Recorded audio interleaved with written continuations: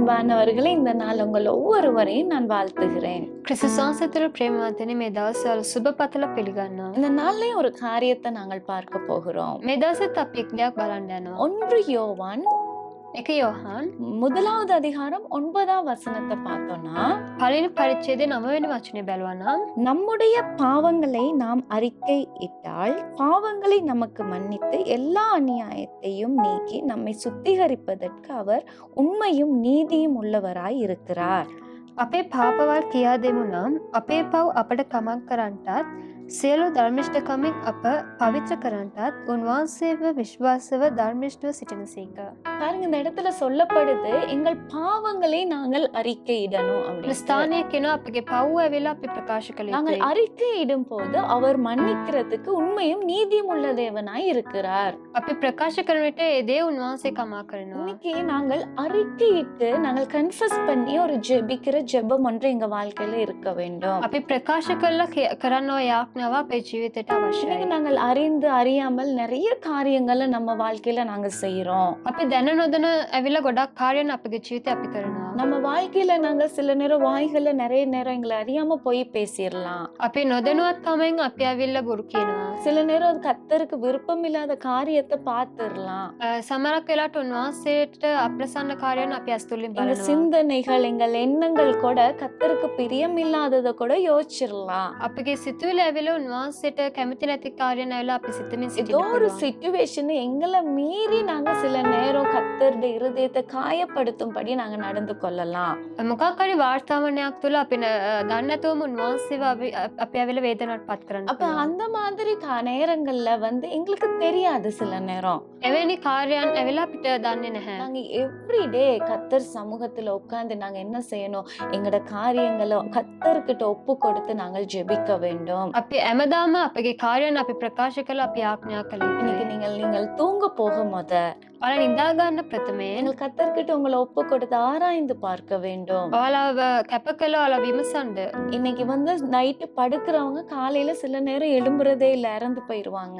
රෑට නිදා ගන්න අය සමහරක් වෙලාවට උදේට නැගිටින්නේ නැහැ. යාලා මිය ගිහිලා තිබෙන්න පුළුවන්. அப்ப அந்த மாதிரி சிச்சுவேஷன் இன்னைக்கு நிறைய நாங்கள் கேள்விப்படுகிறோம். එවැනි කාර්යයන් අපි ගොඩක් අසනවා. அப்ப இன்னைக்கு நம்ம கர்த்தர் சமூகத்துல முழங்கால் படிட்டு ஒவ்வொரு நாளும் நீங்க சொல்லணும்னா, என்ன செஞ்ச இன்னைக்கு உங்களுக்கு விருப்பம் இல்லாம உங்களை என்னத்துல ஹர்ட் பண்ணேன் அப்படின்னு நாங்க எங்களை ஆராய்ந்து பார்த்து கர்த்தர்கிட்ட ஒப்பு கொடுத்து நாங்கள் ஜெபிக்க வேண்டும். අපේල උන්වහන්සේගේ අභිමුඛය තුළ අපි ඇවිල්ලා අප මොනවාද කරේ කියලා අපි ඒක ප්‍රකාශ කළා අපි හොඳින් සිතා බැලිය යුතුයි. அது ஒவ்வொரு நாளும் நாங்க மறக்க கூடாது. අපි ඒක අමතක නොකළ நாங்க යුතුයි. கர்த்தர் சமூகத்துல எங்களை தாழ்த்தும் போது උන්වහන්සේගේ අභිමුඛය අපි ඇවිල්ලා අපි යටත් කරන විට நாங்க கர்த்தாவே இந்த பாவம் செஞ்சுட்டேன், සාමාන්‍ය මම මේ පාපය என்ன කළා. மன்னிங்க, මට කමාව ලබා தெரியாம දෙන්න. செஞ்சுட்டேன் මම දන්නේ නැතුව ඒ දේ அப்படின்னு කළා. நீங்க ஒவ்வொரு நாளும் உங்களை அர்ப்பணிக்கிற நேரம் දවසින් දවස ඔයාලා කැප කරන විට நான் கர்த்தர் நிச்சயமாய் மன்னிக்கிறதுக்கு நீதியும் உண்மையுள்ள தேவனாய் இருக்கிறார் என்று வேதம் சொல்லுது.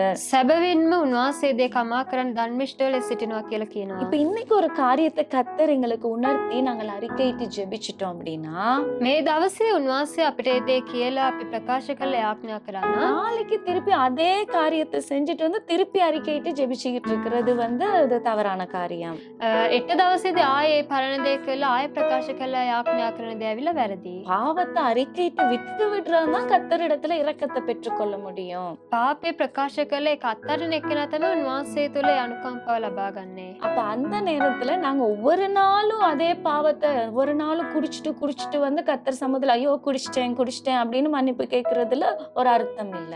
දවසින් දවස බීලා ඇවිල්ලා අනේ මම බිව්වනේ කියලා කමා විරන දේ තුළ කිසිම අර්ථයක් නැහැ. குடிக்கிறது மாத்திரம் இல்ல, எந்த பாவமா இருக்கலாம், ඒ බොන්නෝයි කාර්යය පමණක් නොවේ මොකක් හරි පාපයක් எந்த වුණත් ஒரு தவறா இருக்கலாம். කොමක්කෝ වැරද්දක් நீங்க ஒரு වුණත් நாள் கர்த்தர்ட்ட ஒப்பு கொடுத்து நீங்க அறிக்கை பண்றீங்க, ඔයාලා ඒ දේ ප්‍රකාශ කරනවා. நீங்க கர்த்தர்ட்ட சொல்றீங்க நான் அதை தப்பு பண்ணிட்டேன் மன்னிங்கன்னு சொல்றீங்க, ඔයාලා කියනවා ස්වාමීනි මම වැරදි කරා මට කමාව ලබා දෙන්න அத කියලා. அடுத்த நாள் ரிப்பீட் பண்ணக்கூடாது. ඒක ඊළඟ දවසේ ඇවිල්ලා ආයෙත් කරන්න அது ඕනේ. செய்யாம நாங்க அதை ஒப்பு கொடுத்து கரெக்டா நாங்க வாழ பழகி கொள்ள வேண்டும். ඒක ආයෙත් නොකළ ඉන්නා වූ ලෙස ඇවිල්ලා අපි අපේ කැප කළ அப்ப යුතුයි. எங்க வாழ்க்கையில அறிக்கையிட்டு நாங்கள் கன்ஃபஸ் பண்ணி ஜெபிக்கிற ஜெபம் ரொம்ப ரொம்ப முக்கியமா இருக்கிறது. අපිව කැප කළා ප්‍රකාශ කළා යාඥා කරනවා යාඥාව අවශ්‍ය දෙයක්. அது எங்களை பரிசுத்தத்துக்கு நேராக அழைத்து செல்லும். ඒ පවිත්‍ර භාවයට ඇවිල්ලා අපිව ගමන් කරයි. அதனால இன்னைக்கு நீங்க அதுக்காக ஒப்பு கொடுத்து ஜெபிப்பீங்களா? ඔයාලා කැප කළා යාඥා நான் කරනවද? இன்னையில இருந்து அந்த ஜெபத்தை நான் ஏறெடுப்பேன் අද පටන් මගේ යාඥාව කරනවා. அப்படின்னு ஒப்பு கொடுப்பீங்களா? ඔයාලා කැප කරනවද? எங்கள் அன்புள்ள தெய்வமே, අපගේ ප්‍රේමවන්ත இந்த පියාණනි, நாளுக்காக ஸ்தோத்திரம் මේ ஐயா. දවස නිසා கர்த்தாவே, ස්තුතියි. யாரெல்லாம் இந்த இடத்துல தன் பாவங்களுக்காக அறிக்கையிட்டு ஜெபிக்கிறாங்களோ, කවුරු කවුරු මේ ස්ථානයේ යාළගේ පාපයන් ප්‍රකාශ කළා යාඥා அது කරනවද? மறுபடியும் அந்த பாவங்கள் அவங்க வாழ்க்கையில எழுந்திராதபடி கர்த்தர் நீர் காத்து நடத்துவீராக. නැවතේ පාපය තුළින් යාලා නැගිටින්න නැතුව ඔබ වහන්සේ ආරක්ෂා කරන්න. கர்த்தர் ஒவ்வொருவருக்கும் அந்த கிருபை பாராட்டுங்க. ඔබ වහන්සේ හැමෝටම මේ කරුණාව ලබා ஒவ்வொரு දෙන්න. நாள் அவர்களை அறிந்து ஆராய்ந்து பார்த்து ஜெபிக்கும்படியான ஒரு கர்த்தாவே உணர்வுள்ள இருதயத்தை கொடுத்துடுங்க. දවසින් දවස යාලා විමසලා ඒ කාර්ය ප්‍රකාශ කරලා යාඥා කරනවා අදවත යාලට ලබා දෙන්න.